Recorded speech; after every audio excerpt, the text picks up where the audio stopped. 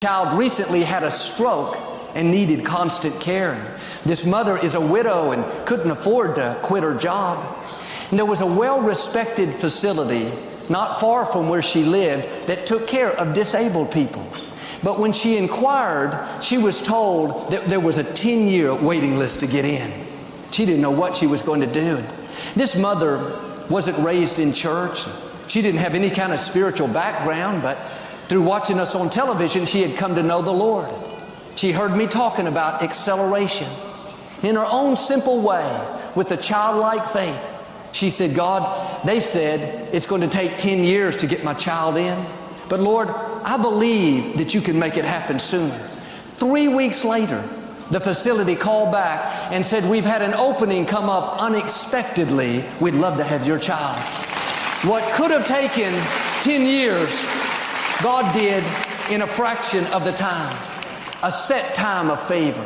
A moment God had already designated. The common denominator with both of these ladies is they released their faith. They had an expectancy. If she had thought, oh great, 10 years, just my luck, what am I going to do? Maybe the door wouldn't have opened. Maybe the set time would have been delayed. Instead of being negative, talking themselves out of it, these two ladies acted like the alarm was going off. They changed their position, changed their attitude. They even dared to ask God for what seemed impossible. And when that alarm is sounding, when it's your time, that's a window of opportunity. It's not going to last forever.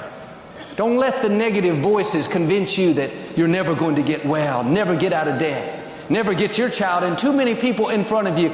No, in this set time, God knows how to take you from the back to the front. He can open doors that no man can shut. He'll take you where you could not go on your own.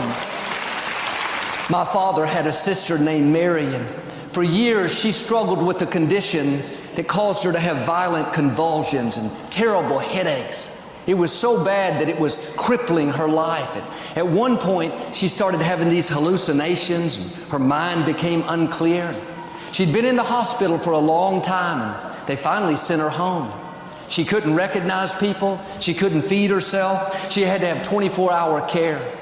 My father lived in a different city, and he traveled a lot and didn't realize how sick Mary was. One day, his mother called and told him about Mary's condition.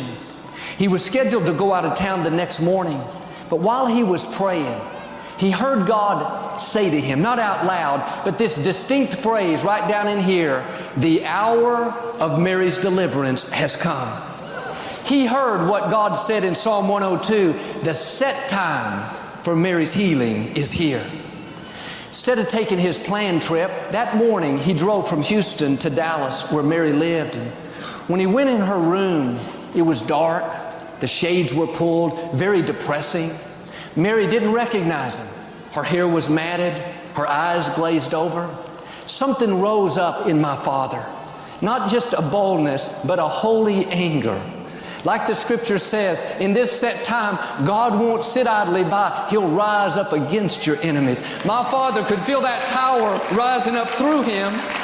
He went over to Mary's bed, and after he prayed for her, he said forcefully, Mary, I want you to get up out of this bed.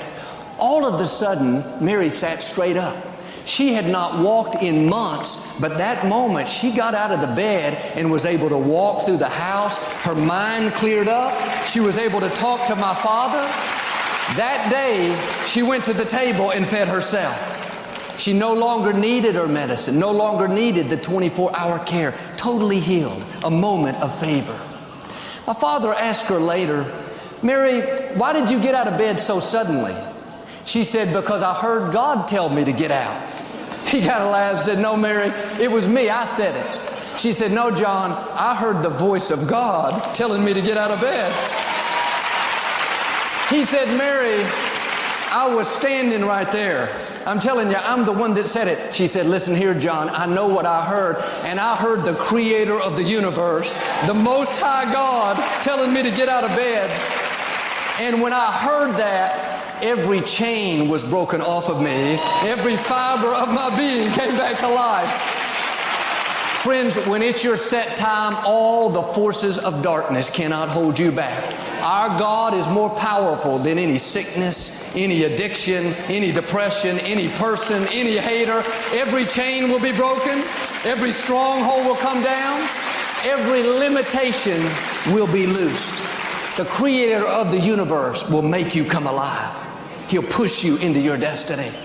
I believe right now God is rising up against your enemies.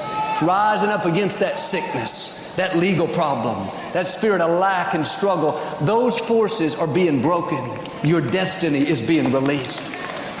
Psalm 102 goes on to say, in this set time of favor, people all around you are going to notice what God has done. He's going to show out in your life in such a way that you will be an example of His goodness. So blessed, so healthy, so strong, so generous, so talented. People all around you will see the hand of God is upon your life. But sometimes when we've been waiting a long time, waiting for the miracle, waiting for the healing, waiting for a dream to come to pass, it's easy to get into a wait mode where we're not expecting anything. God is saying the wait is over. The alarm is going off. Victory is here. Healing is here. Favor is here. The moment designated has come. Now you may not see it yet, but here's the whole key. You have to walk by faith and not by sight. All through the week, Lord, I thank you that it's my set time for favor. Thank you that you're pushing back the forces of darkness. Thank you that you're accelerating my dreams coming to pass. Well, Joel, I tried this, but my business didn't work out. I didn't break the addiction. The loan didn't go through. I'm asking you to try it again. This is a new day.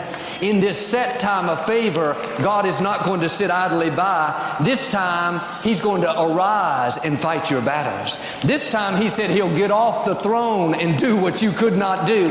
He's breathing in your direction in a new way right now.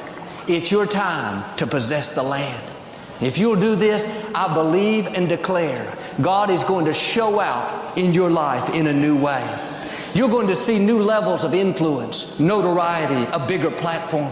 Like my father's sister, healing from what looks permanent. When I type an address in my navigation system, there's an option that comes up that says Route Overview. If you click that, it will give you all the details of your trip. There may be 15 different instructions. Travel 6 miles on this freeway. Get off at exit 43. Go 400 feet. Turn left on the intersection. Knowing these details makes us comfortable where we can relax. And in the same way, God has a route overview for your life. Before you were formed in your mother's womb, He laid out your plan. He not only knows your final destination, but He knows the best way to get you there. But one difference between God and a navigation system is God doesn't show you the route overview. He doesn't tell you how it's going to happen, how long it's going to take, where the funds are going to come from, who you're going to meet. He leads you one step at a time. If you'll trust Him and take that step into the unknown, not knowing how it's going to work out, then He'll show you the next step. And step by step, He'll lead you into your destiny. The challenge is we like details. We wouldn't have any problem taking that step of faith, starting that new business, going back to school, moving to that new location, if we knew where the money was coming from, how long it was going to take, that the right people would be there. If we had all the details, it'd be easy to step out. But here's the key. God doesn't give us details. He's not going to show you a blueprint for your whole life. If you had all the facts, you wouldn't need any faith. He's going to send you out not knowing everything. If you'll have the boldness to step into the unknown, do what He's asking you to do, doors will open that you could have never opened. The right people will show up. You'll have the funds, the resources that you need. The scripture puts it this way. God's word is a lamp unto our feet and a light unto our path. A lamp implies you have just enough to see in front of you. God is not giving you the light for the next 50 years. It's like the headlights on your car. When you're driving at night, you can only see 100 feet in front of you. But you don't pull over because you can't see your destination 50 miles away. You keep driving. As you go further, then you will see more. Will you take that step with the light that you have? If you're waiting for all the details, you're going to be waiting your whole life. We all want to be comfortable, but being in God's perfect will make you a little uncomfortable. There's a healthy tension to where you have to stretch, you have to pray, you have to believe. You're not sure how it's going to work out. That's when you're growing. That's when you're learning to trust God in a greater way. And God is not just interested in the destination, He's teaching you along the way. He's getting you prepared, growing you up.